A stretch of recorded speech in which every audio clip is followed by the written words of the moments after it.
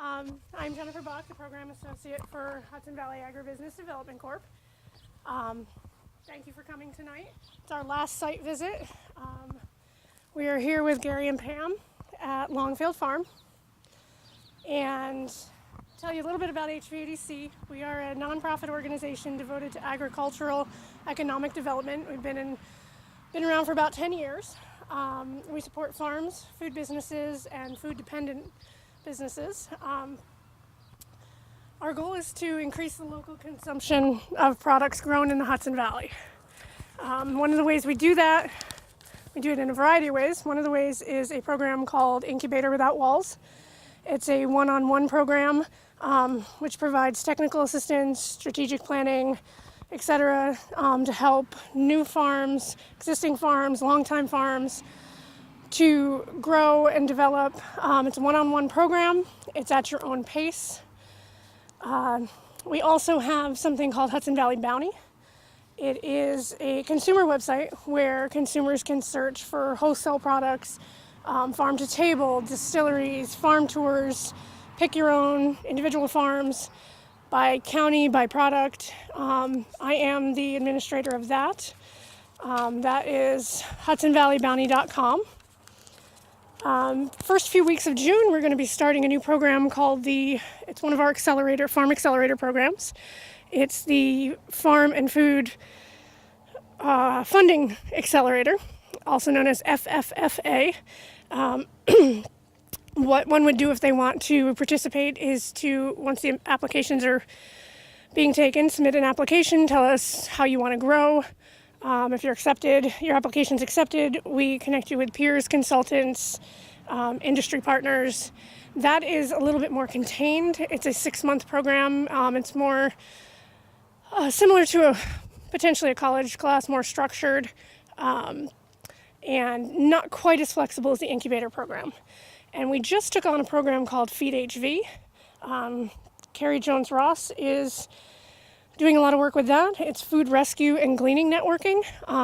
We can match donors with volunteers, with feeding agencies, food pantries. For any of those programs, you can find out more information on our website at hvadc.org or call the office and speak to me. My name is Jennifer. I'm going to turn this over to Gary and take a look at the farm and breed selection.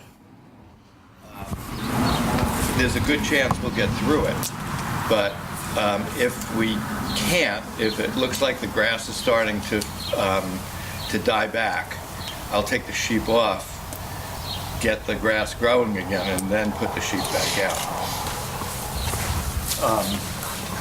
Basically, they're minerals, water. Well, minerals are in here. They don't get minerals on pasture. Because if it rains, the minerals go to hell in a handbasket. So they hit the minerals at night, and they sometimes hit it in the morning, and they pick that up. They figure that out. Of course, they have water, and that's about it. Which mineral mix are you using? I just use Southern States. Southern States? It's just inexpensive, and I use I don't use I use free minerals, loose minerals, and of course sheep. Because the sheep are copper toxic. Right. And so these are fairly copper free. And it includes selenium.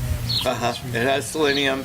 I found that Leicester Longwolls, their lambs need a little extra boost in selenium sometimes. We have very, very high sulfur content in our soils, and sulfur blocks selenium uptake. So I've had to give a product called BOSI, which is selenium and vitamin E intramuscularly to lambs. And sometimes I was giving it to the ewes as well before they lambed. So this is an old barn.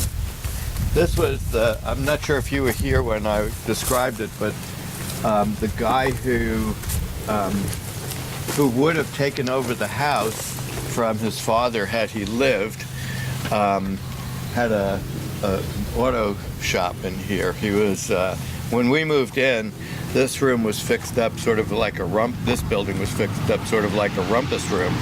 and it has a concrete floor. It had acoustic tile ceiling. I think it still does. It does, yeah. And it had a white Mercedes Roadster with red leather upholstery in it, Wow. 1957. And that was what was left over. But he used to drag race on this road, and he racked himself up around that tree over there, the big one, And died. and died. So he never inherited the land, and his sister got it. And she held on to it for many years, raised 2 kids here, and then her husband had a heart attack, and they decided to move into a smaller, easier to care for place. Wow. But this was his shop, so this was built in the 60s. And At then, one point, was the farm across the street as well?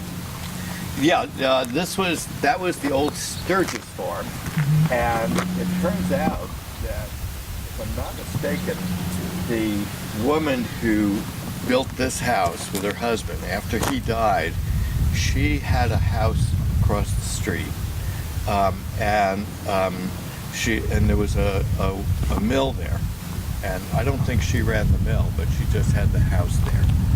And that was all part of a single farm. Today, that's just paid. This building here is a new building built in the post and beam style. So it's actually a new building built like the old one. Yeah. You built this. You guys built this house? Yeah. We had it built back there. A guy who really knows what he's doing. And so we have a little loft up above, Right. and we dry our lamb hides up there. I'll show you what they look like on the back of the Oh, house. he really did it on, he painted and everything. Yeah, My old barns are like this. They're all rough. yeah. Yeah, in fact, I'm about to lift one up and redo the foundation. Oh, is that right? Yeah, and it Interesting. doesn't have, like this one, it doesn't have a ridge pole. Okay. It's very much like that. Yeah. Yeah, but it doesn't even have the cross beams. Yeah, it's really interesting because,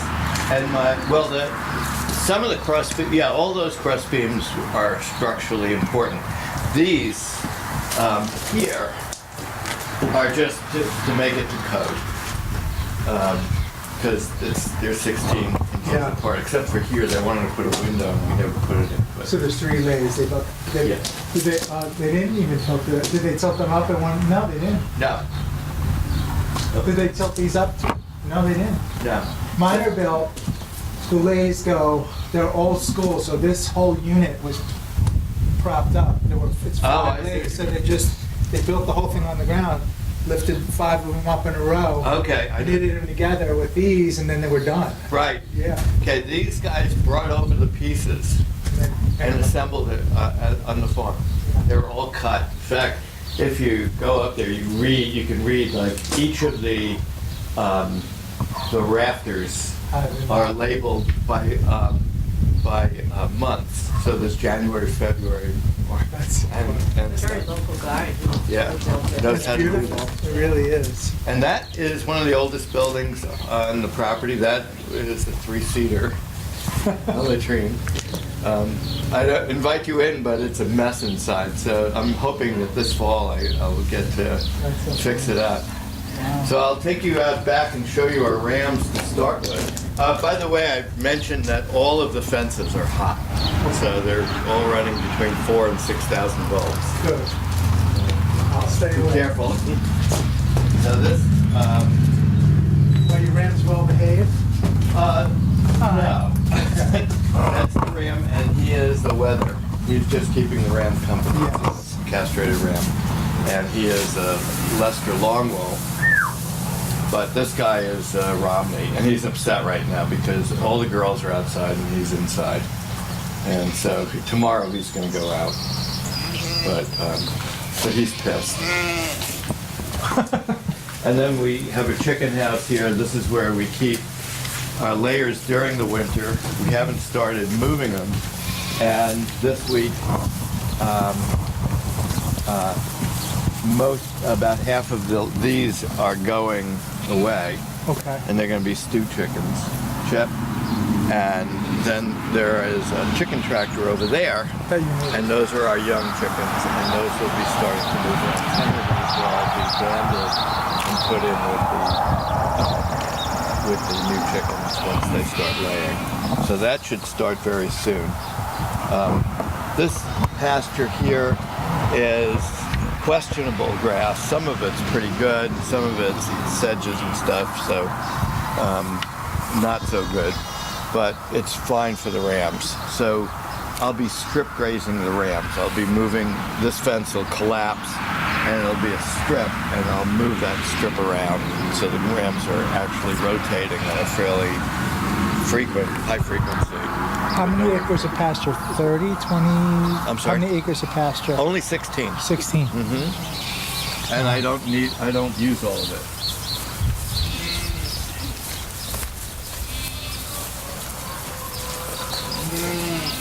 When did you lamb? We finished this past Monday. We started on April 20th. So we've been... That's pretty tight. Yeah, he did a good job. How many lambs did you have? We have 13. Out of We how had many? out of a possible 15. We have 15. We have 13 ewes. One is twins. We had one ewe produce twins, but one was stillborn. And we had one ewe who was very old, miscarried, and so she's going away. But everybody else is doing fine. No bottle lambs this year. Great. They're beautiful. They've been on this pasture. This is day one. This is our first grazing day, and they've been out here for since about 11 o'clock today. You moving them every other day? Every day, Every day. particularly early in the season. You Just want to to get go the top side. as Yeah. quickly as you can through the whole property. So I might actually end up. When do doing you put them back on the same piece? What's it? When do you put It's about a 32 to 40 day circuit, depending upon whether I take them off for a day. And that's keeping you ahead of the disease cycle? Oh yeah, way ahead. Yeah, way ahead. I had a student actually look at Hemoncus contortus, which is the barber pole worm, and in this humidity and on this moisture content in the soil and the grass, 14 days will do it. 14 days. Yeah, and so It's interesting, you hear so many different numbers. yeah, And when you she even hear actually got into people- vet school. She With did. that research. She used to call me at midnight and say, I have a question about this. So, and I was not awake at midnight, but Where is she in I got vet it. school? She went to Minnesota, Okay. and now she's a practicing veterinarian in, I think, Westchester County. It's interesting, you hear so many things. The thing I just read recently was a person with mixed species who doesn't put his animals back on the same piece for 2 years. Oh, couldn't do that. Yeah, you'd have to really Yeah. have a lot of land And I'm not really sure think, if that makes sense, right? that even if you look at the migration of the bison in Yellowstone, they go up, and so they up from the lowlands to the high country in the summer. They're basically following what's called the green wave. As the grass is greening, they're following it right behind it. They're targeting the phosphorus levels in the soil. That's where they're eating. And then they come back down in the fall. So it's twice a year that they're getting. That's what I'm We'll wishing have for. 5 circuits 5 circuits. between now and probably November. And you're staying ahead of the diseases. That's Way great. ahead. You have a closed flop, It's a close flow. Yeah, we closed it about 4 years ago. so all your replacement ewes, and then your rams. You said every 2 years you bring Rams in are your getting, yeah, the rams come in from outside, Every 2 obviously. years. Yep. All right.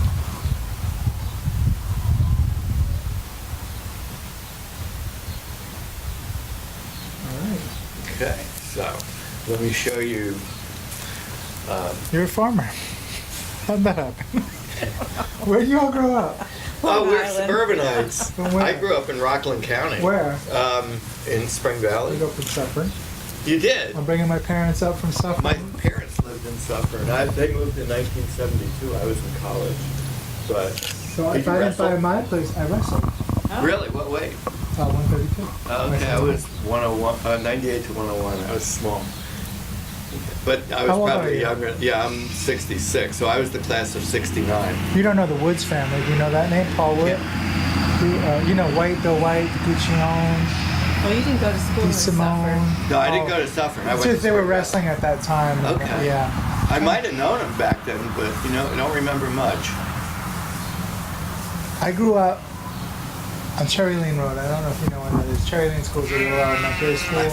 I remember Cherry Lane. And even I was born. My parents lived in Bon Air. Bon Air. Oh, Bonnie, really close to you. So there were still farms when I was a little kid. Okay. And I almost bought one of the last. There's only 2 or 3 working farms in all of Rockland County now. And I didn't almost, think there were that many. Yeah, well, the Pfeiffer Center is Yeah, still right. there. Well, Gary, you grew up when you were small in Muncie. Yeah, I And lived. you used to, really, not developed at all. No, we used to get our eggs and milk from Farmer Sussman. And he had a small farm, and every spring my father used to go and pick up some chicken manure from when he cleaned out his chicken coop. Now it's unright. I mean, there's. Oh, I think it's an Orthodox synagogue. Yeah. I grew up in Rockland. I was in Muncie from the time I was 6 till the time I was 10, or 9, and then we moved to Ohio, then to Valley Stream and Long Island around there, and then back up to we actually just beyond the Spring Valley line was technically Muncie, but I went to Spring Valley High School. Did you grow up in New York too? Yeah, on Long Island. What town? Merrick. Oh yeah. Also seems a National lot. County. Yeah. Yeah. Unrecognizable. Yeah. Yeah. So let me show you how the dog works, Okay. and then we'll maybe take a look at some ways of measuring production.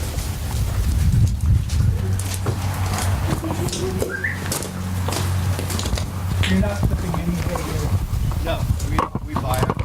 Hey, I had to make a decision. We started thinking about it. And the question was, do I have for the money to buy equipment, maintain the equipment, Sure. the fuel, repairs? I just didn't think I could do it for a while. Are you composting manure? Or are you?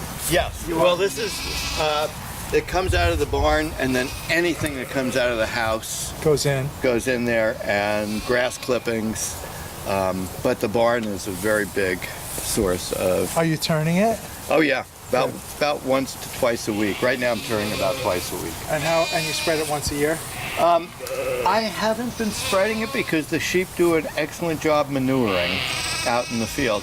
What I am doing is for instance, that tree, you can't even see it anymore, but that had a lot of damage under the tree, where the chickens had scraped away too much, and I can't remember what else happened, but there was no vegetation under there. So I piled some compost on, didn't even seed, and it just grew right in there too.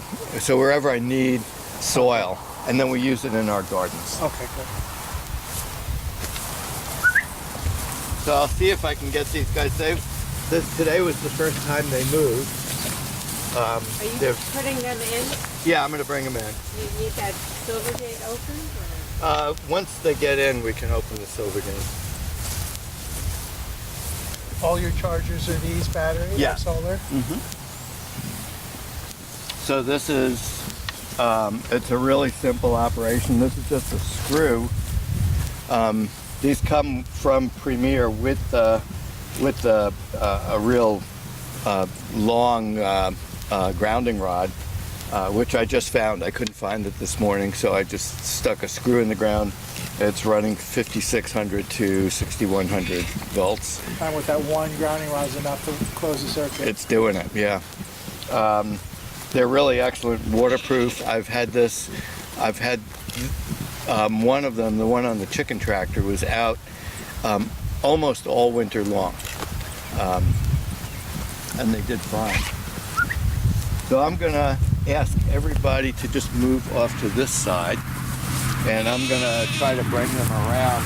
Again, we're dealing with moms and lambs and craziness, so we'll see how this I goes. brought gloves to if I need to carry Catch the them. baby or, I don't know. We'll see what happens.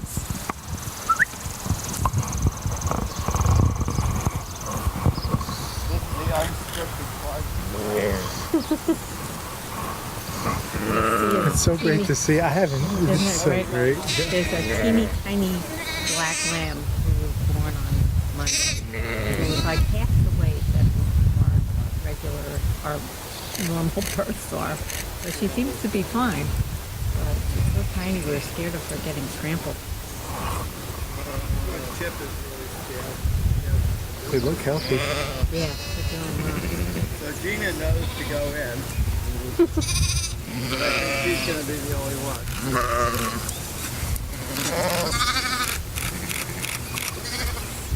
Oh, I see the little thing. Yeah, No, the teeny, right? yeah. That's her mom. There's always one.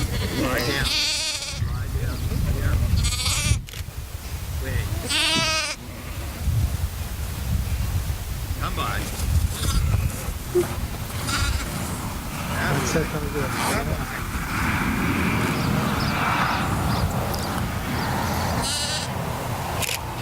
Walk up easy.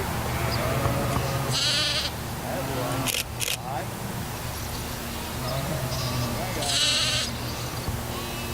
Wing. Side.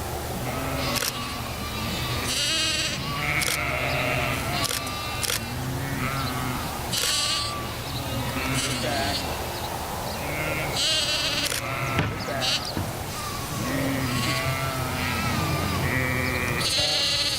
Come on.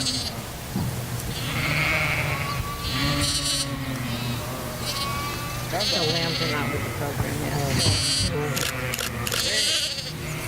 Oh, there we go.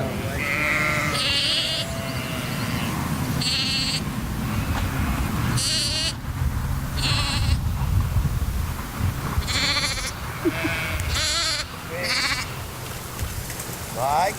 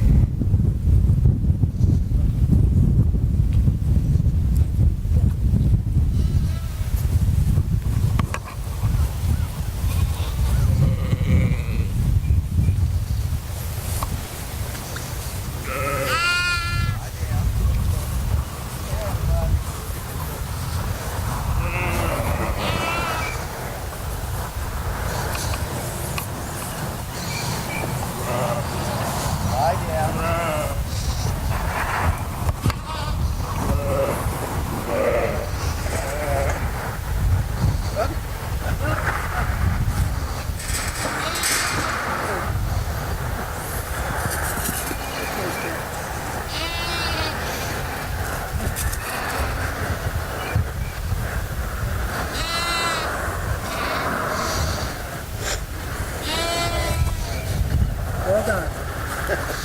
Did you see Moose run? What? Did you see Moose run? Yeah.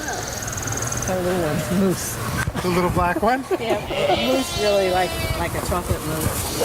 Her mom's name is Brownie. So do they have the yard at night too, or do they go in? Yeah, they're out. You let them they're in this outside. first yard? Right now, this part of the fence needs repair, so I'm keeping them inside. Normally, they have the whole space, but I don't trust the charge on this part of the fence. I have to find out where it's going on. You just have the one hot wire on the bottom? One hot wire, and on the inside is what do you call it? Barbed wire. Barbed wire.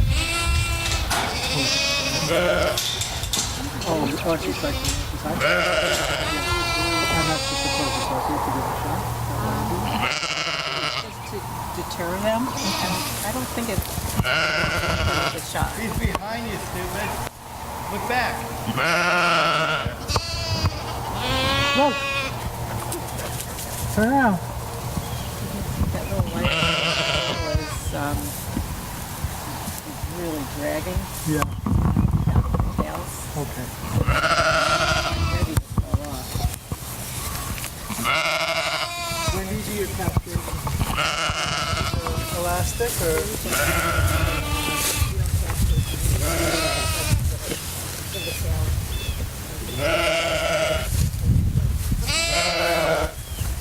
Hi. That was the exciting part of the day.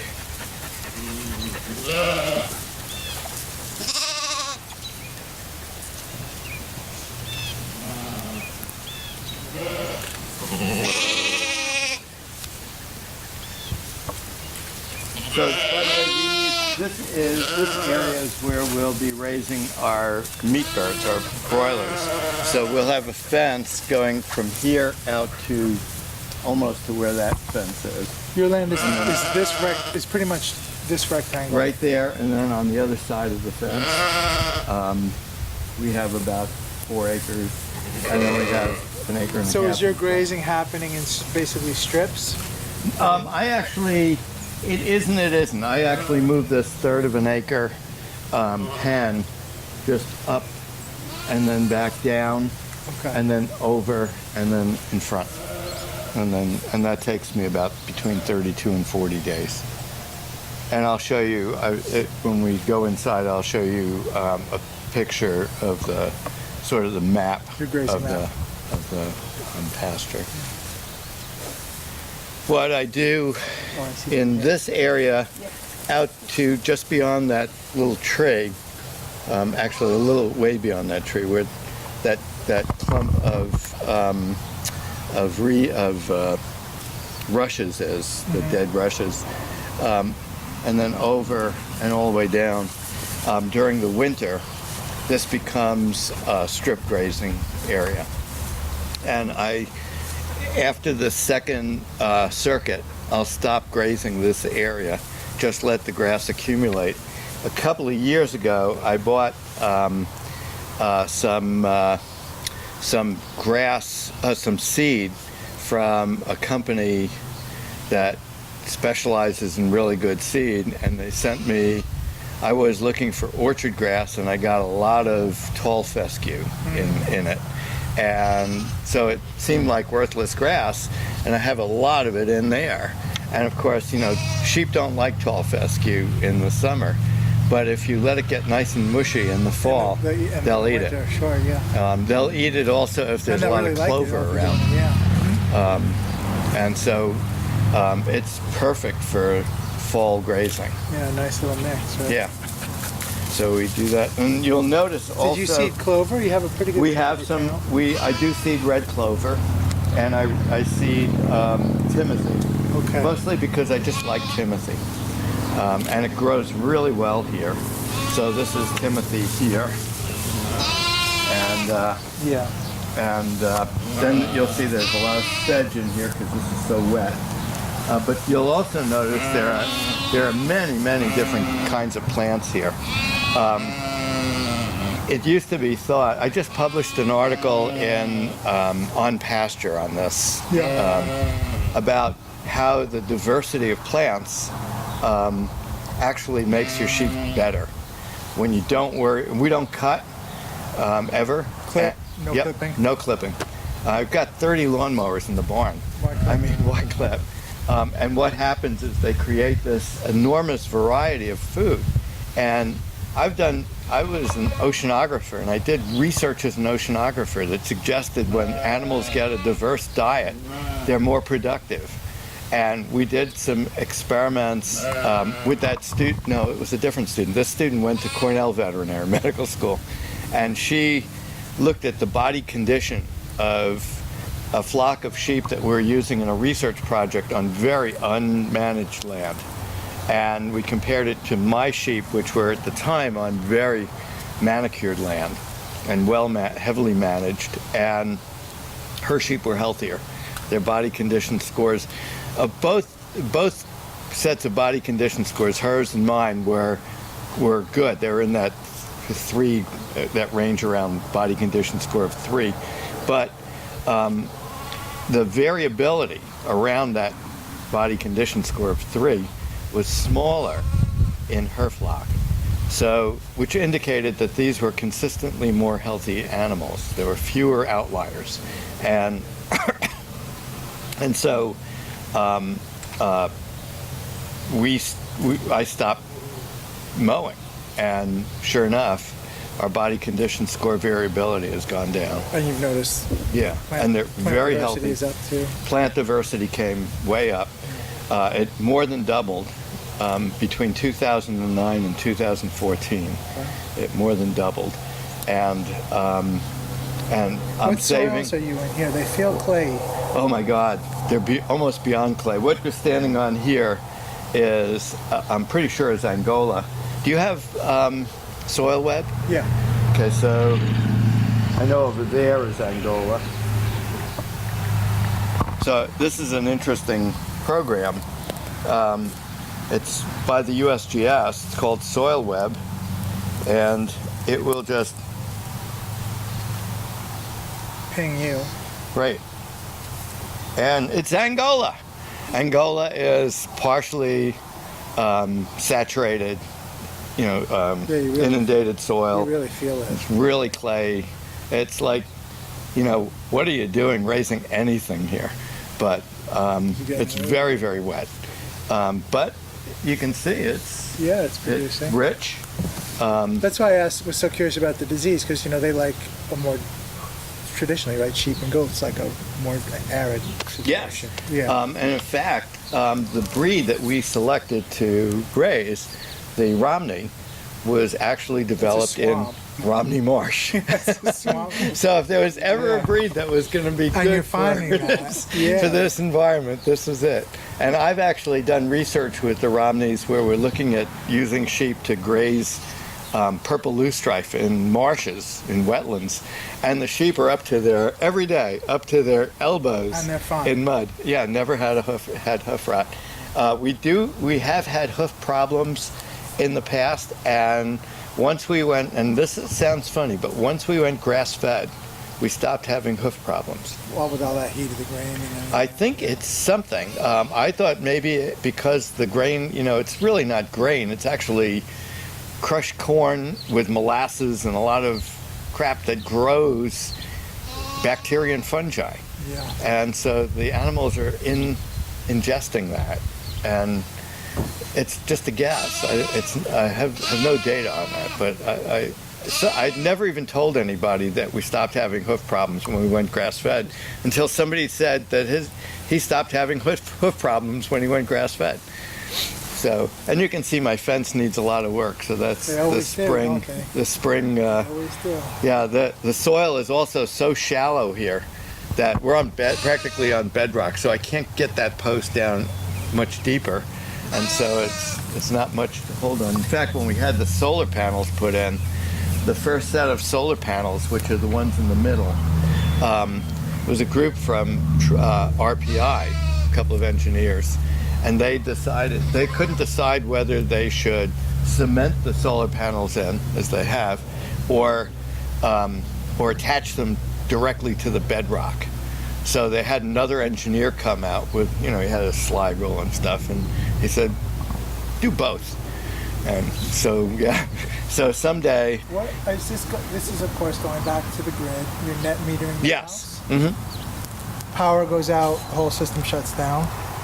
Does it go well, out here? yes and no, because what we have is this enormous generator here. So when the power goes out, the power goes back on, and the system But you're stays not. on. But you can't get that back on the grid. I don't know if it goes to the grid when we're down. Yeah, you're probably right. It's just taking And it's power not directly that and way, putting it into our I'm system. wondering whether I do solar at my place, and ideally, I would love to. I could even do micro hydro. I would like to be off the grid. Just the battery situation isn't where I want it. The calculus is crazy. But we use the grid as our battery. That's the way we think of it. Yeah. Okay, so there are still all sorts of problems with batteries, and eventually they'll be good, and they're getting close. Yeah. But if we're putting our energy, our electricity back into the grid, anything left over after the year is up, the energy company will pay us for.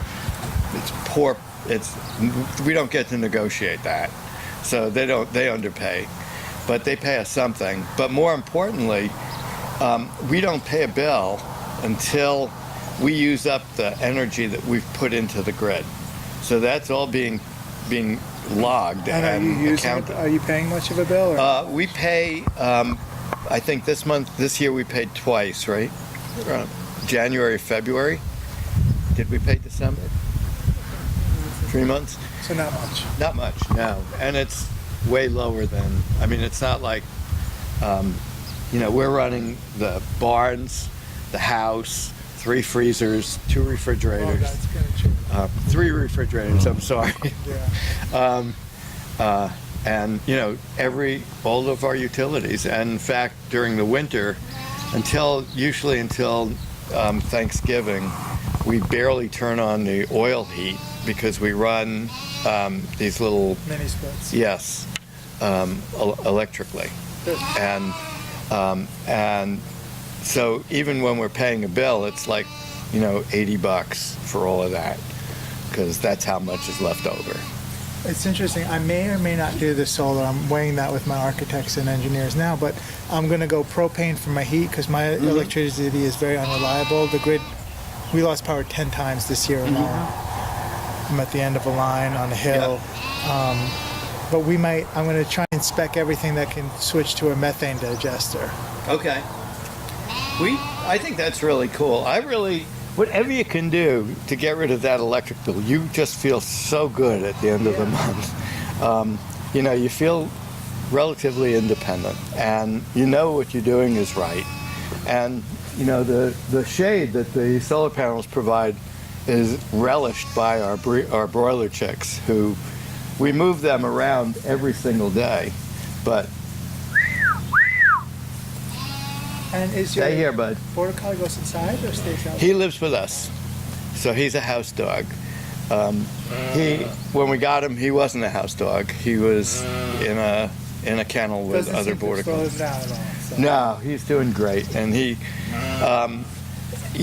dogs are different. So my first border collie was all business. She wouldn't hang out with you mostly. When we were watching TV, she would lie next to me on the couch, and that was our interaction. She was she worked for me, and she was really good at what she did. The second border collie that we had worked for himself, and he was much harder to deal with. I can remember just screaming at the top of my lungs because he wanted to do things that I didn't want him to do. And he was a good dog, but it took a lot of work with him. This guy loves to be part of the family. He's a Velcro dog. You never go to the bathroom alone, and he is just really part of the family. And yet he's incredibly good at what he does. What he just did with those lambs is just about impossible to do. You can't herd lambs. Every dog handler will tell you cannot herd lambs. He just herded 2 lambs, okay, without touching them. Okay, he would stop short in front of them. He could have knocked them over, but he stopped short every time and just moved them gently back to the barn. Right? You know we're talking about you, huh? Yes, I'm really good.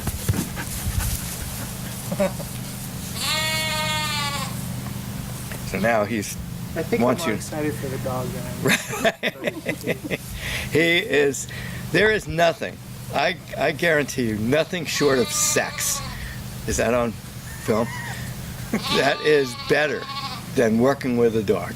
I mean, and everybody who works with dogs, whether they are police or soldiers in the field or farmers, will tell you that you develop such an incredible relationship.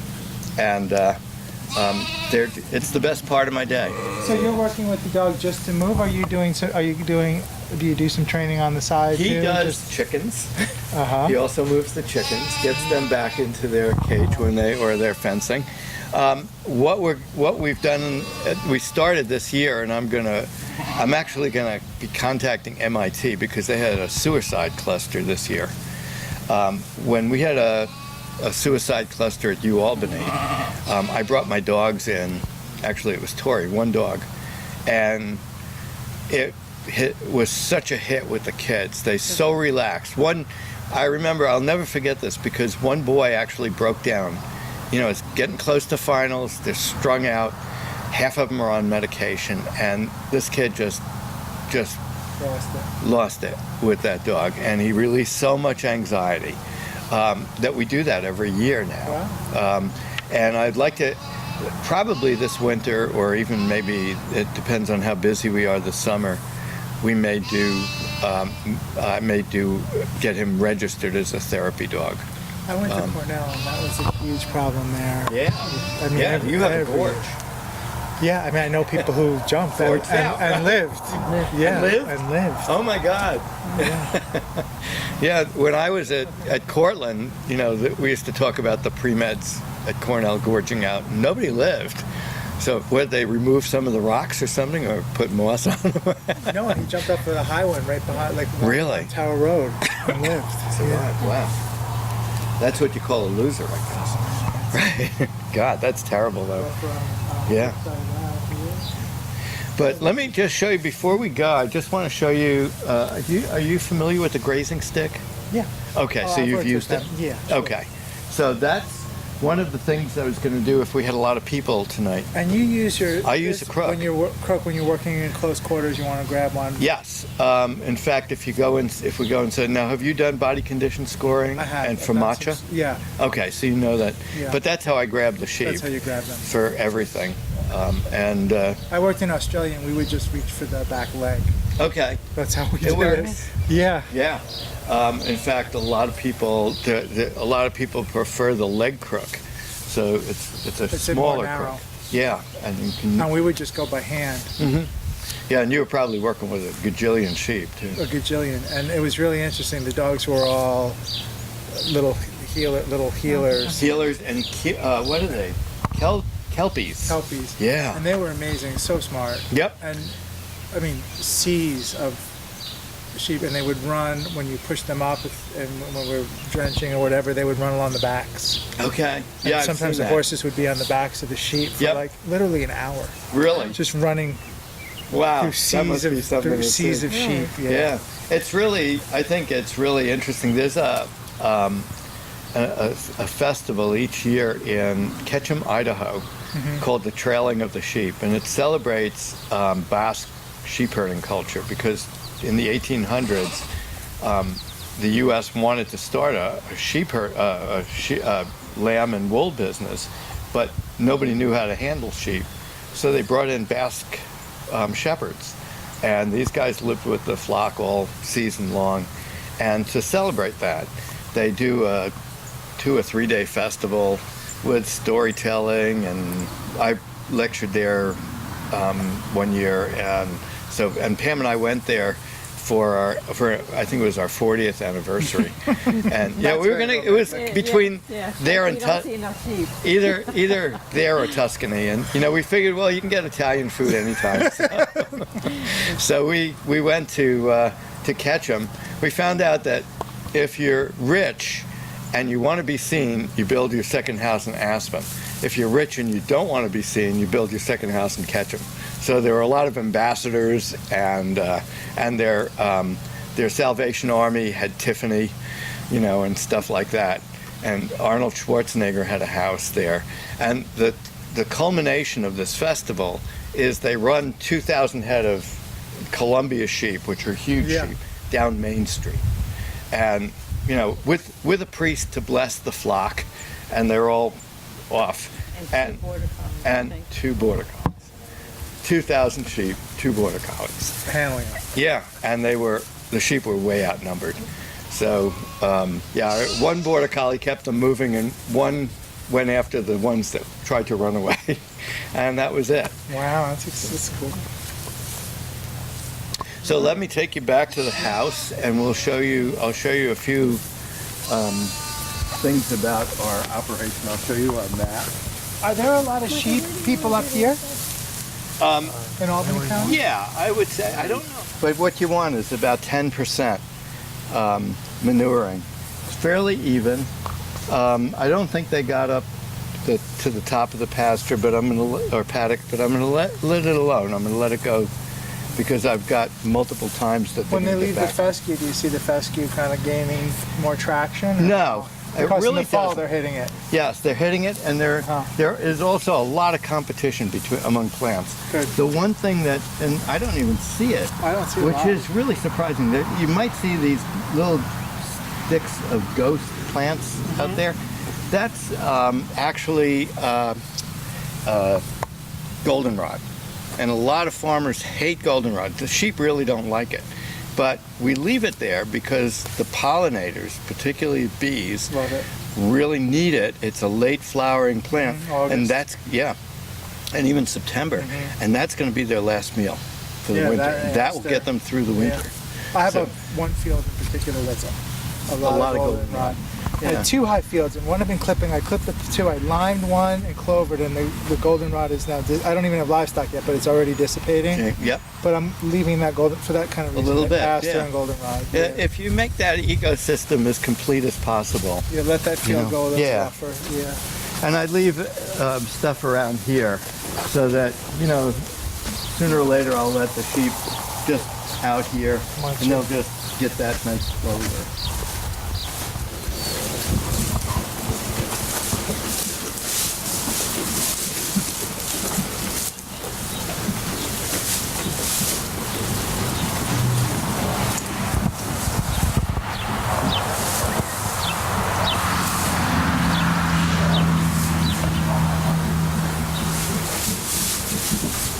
You like it?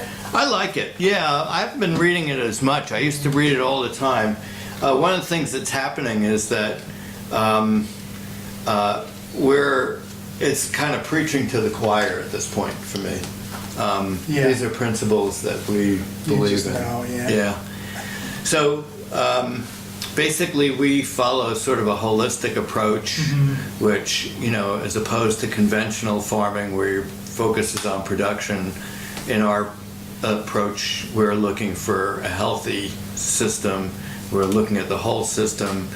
Our bottom line is not just profitability, but environment, economics, and ethics. And we sell nothing that's not done locally. Mostly we sell direct to consumer. We diversify our markets and our production. We have a variety of things we grow, and we have a variety of markets, from CSAs to subscription lamb to bread and wool at the farmers market. When you say CSA, are you in the meat CSA, or Yes. are you partnering with the vegetable CSA? No, so what we do is we have a kind of an interesting twist on the CSA model.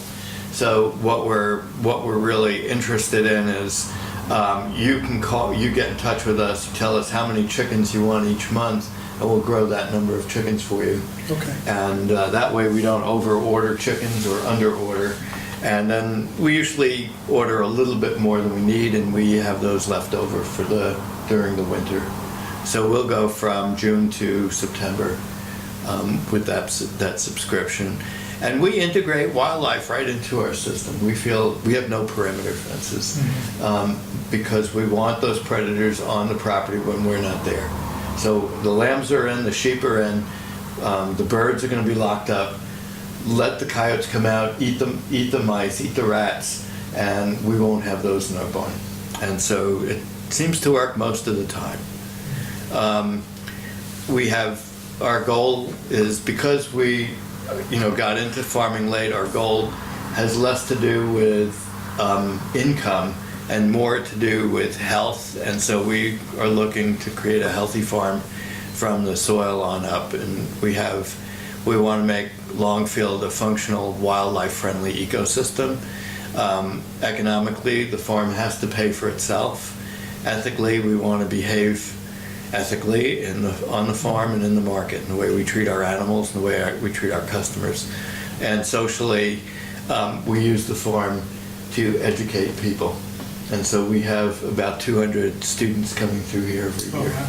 So it's that's a Mostly very important- kids, or some people from Albany too? Or? Both, really both. Who was last? What did we have last week? The Cornell Cooperative Extension has a Out of- course in holistic farming. The Albany, Yes, the Yeah. Albany office, and so they brought students the through here. people who are going through the holistic management class. Yes, Cool.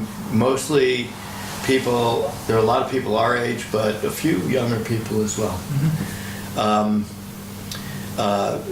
Environmentally, we're restoring our pastures using holistic planned grazing.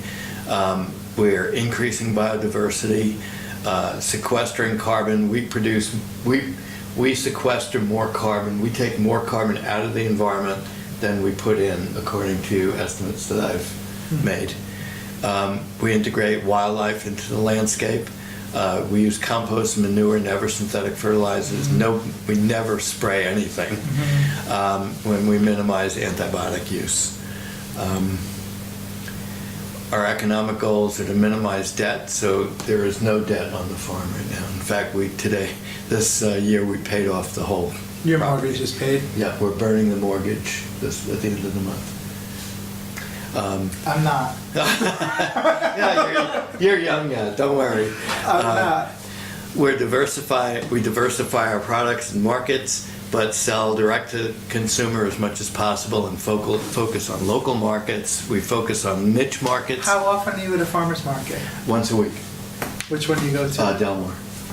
We were going to 2, but much of what we do is, we're doing really well at it. And what are you selling at the market? The chief product is bread, but we also sell blankets, hides, wool, eggs. We'd like to be able to sell chickens, but the market won't let us. They have enough chicken sellers, and it probably wouldn't be a good product anyway, because people don't like carrying dead birds around while they're shopping in the heat. But Is anybody selling lamb at that market? this year they just started to. We've sold a little bit there, but they now have a young person want to sit who's here? selling. No, I'm fine. Now they have a young person selling lamb, and so we're focusing on niche markets. We're easily making the farm pay for itself. We use the farm as a tax shelter. There are enormous tax benefits, including. Tell me about it. Yeah, putting up those solar panels. You know, when I bought my car, my truck, I didn't pay sales tax. That was like $3,000. So really enormous benefits to farming from a tax perspective. And we would love to feed the world, but you can't do that on 16 acres. So you think of something rational, like being able to feed people who can afford what you're doing at that scale really, really well. Yeah. And so that's what our goal is. And we really focus on diversity. So everything from hides to bread is on our table at the market, at this farmer's market. Are you able to get away? Yep, because we do have, not much, no, but quite honestly, I don't really feel like I spent a long time in my career traveling all over the world, and I'm happy to be here. Get up every morning and go out with my dog and move sheep. We will, in a few years, be selling everything, going out to Europe and doing some really what we hope will be an interesting tour, which will include following the shepherds of France through the high mountains. Did you read that recent book, Shepherding? Yes. That's great. But actually, I know Fred. Oh, do you? Yeah, and he's amazing. So you're going to sell the whole thing, farm and everything? No, not the farm, just the Just the animals, stock. Just the stock. And when we come back, we'll buy a smaller flock, mostly Dorpers, I think. Hair sheep, Yep, chickens, and mostly for ourselves. simplified. Yep, and I want to have somebody who's still running animals on the whole farm, because I don't want to stop making that soil better. And I can tell you that even though I have lousy soil, it has gotten better, and the pastures are really beautiful now. Okay, good. And so, How long will you go to Europe for? hopefully 2 weeks. I don't think I can be away for more than 2 weeks. I think I'd go crazy. But we want to do 2 weeks, okay? Yeah. So that's what we're kind of looking for. And we do get away. We get to Philly quite a bit. We were in Philly this past week. We were in Philly. What's your son doing? He works for Comcast. He does nothing that we do, but we're hopeful that our grandson will be smart and want to be a farmer. Good luck His with name that. is Weston Ryder. He's got to be. He's going to be a Yeah. cowboy. All right. But we also we got to Quebec this past March. We were going to go in January. We usually go, if everybody's heading south, we go north. And Quebec is beautiful that Yeah. time of year. And Quebec, we learned this last time we went to Quebec, that in New York City there's one chef for every 100 people. In Quebec there's one chef for every 30 people. So there are a lot of chefs, and they do really beautiful work. And so we got away there, and we're hoping in the fall to go to a section of Quebec province called Charlevoix, and which is the farming section where all the food comes from, and then also Mount Vernon. So it's not like we don't do anything. Cool. But we don't do anything on long trips. We go for a week. Yeah. And for me, that's fun. I haven't been away a long time, and it's one of the reasons I'm going to have a farmer, because I need to. You need to get away. Yeah, it's just my landscape business alone swallows up. Yeah. I have a couple of students who are thinking of starting a business where they will watch your farm sitting. For, you give them specific instructions written down, bad idea. and they will follow those instructions. Not a bad And idea. they're really good students. So anyway, our ethics, we ensure that our animals have adequate everything. Your eyes are on them every day. Yes, and we never cause unnecessary pain. We use the best techniques in medicine. So, we don't get into situations where, because we're grass-fed, where we've got an animal who's down, who is going to die if he doesn't get a jolt of energy. The NutriDrench didn't work, but I'm going to buy grain and I'm going to feed him grain and force feed him. And we've saved 2 sheep that way, a ewe and a ram that way. And I will use the strongest medications I can get. We hardly ever need medication, and we use them very sparingly, but we are... You have a good vet on call? Yeah, we do. And we were in Portland one year. We had a farm sitter with a lamb that was full of worms. We ended up losing her, but we spent hours on 3-way conversations between the farm sitter, the vet, and us in Portland. But, there are a couple of really good vets in the area. We're really fortunate. And we, as I said, we have a lot of people come through our farm, and we try to, having spent 40 years teaching, I've gotten good at it, and I really enjoy it. And I think that, I think that's something I can give to the community. So that's how the paddocks are laid out, and you can see there's a farm sitter's paddock, and the farm sitter's paddock and paddock 14 form the winter stockpiling. So that's where we're stockpiling grass. And as we move through, you can see I have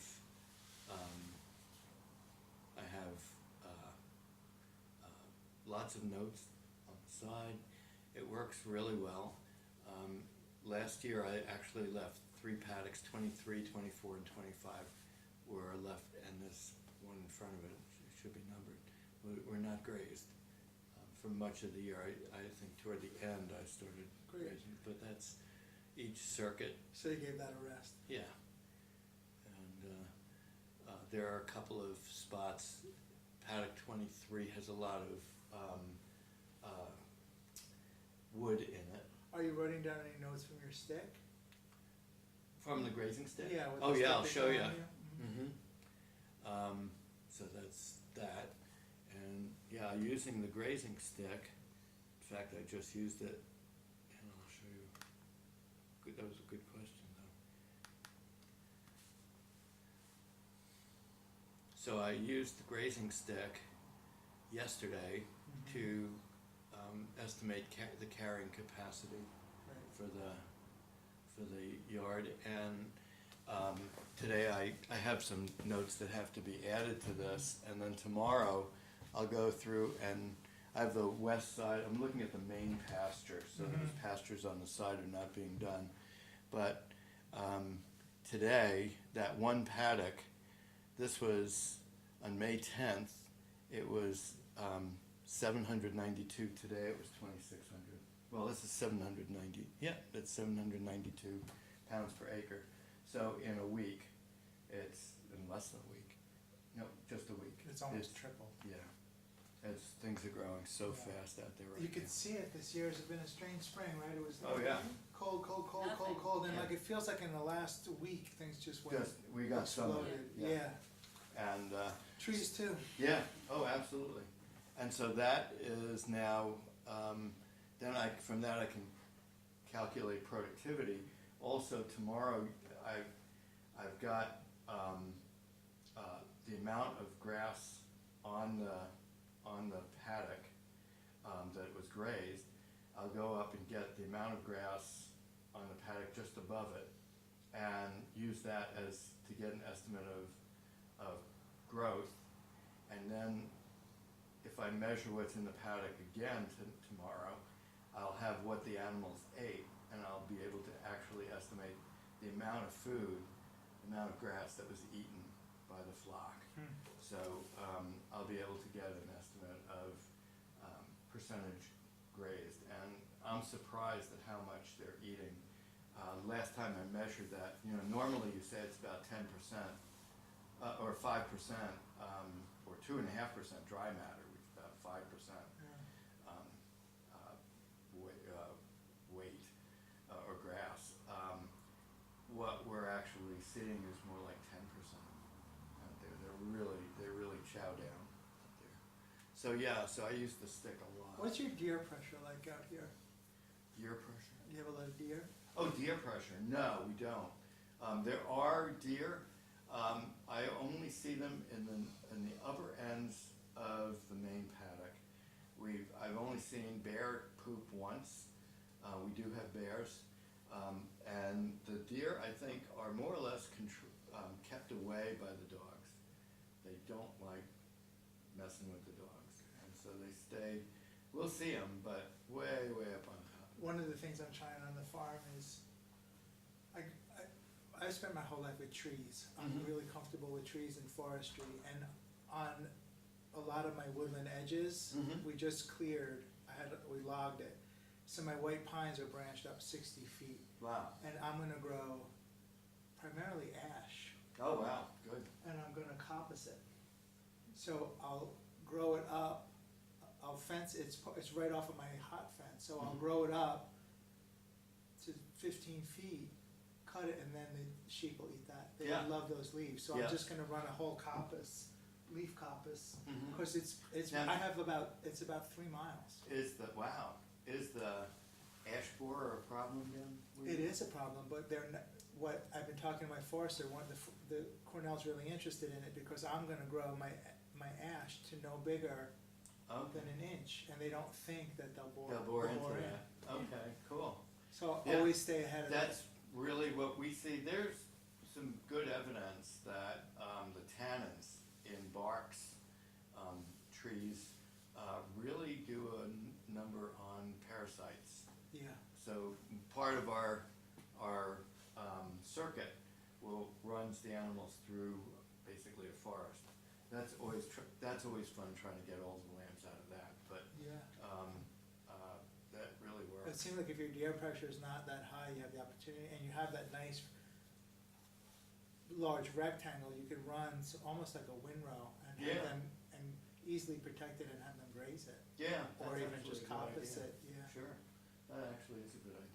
the coppice is so easy, you just come in and mow it Mow right it down. Right. Sure. And just throw that in with the hay. Hey, sure. Yeah, no, that's a good idea. It's pretty cool. Very good. All Well, right. I think that concludes our class. Well, thank you. I'm the only student. Yeah, that's a really good student-teacher ratio. That is. That's 1 to better.